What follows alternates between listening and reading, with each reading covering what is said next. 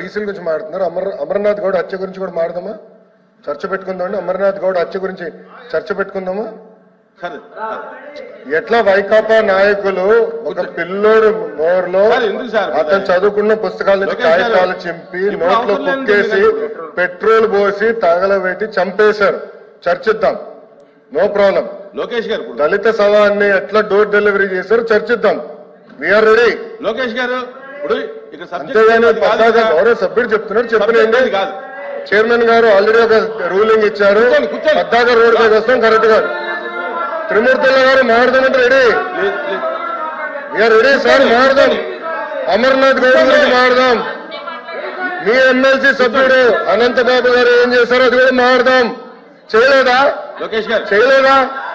అనంతబాబు గారు సవాన్ని door delivery చేయలేదని చెప్పండి. మీరు చెప్పండి, చెప్పండి, చెప్పండి సార్, చెప్పండి. సవాన్ని డోర్ డెలివరీ చేయలేదా అని అడుగుతున్నా.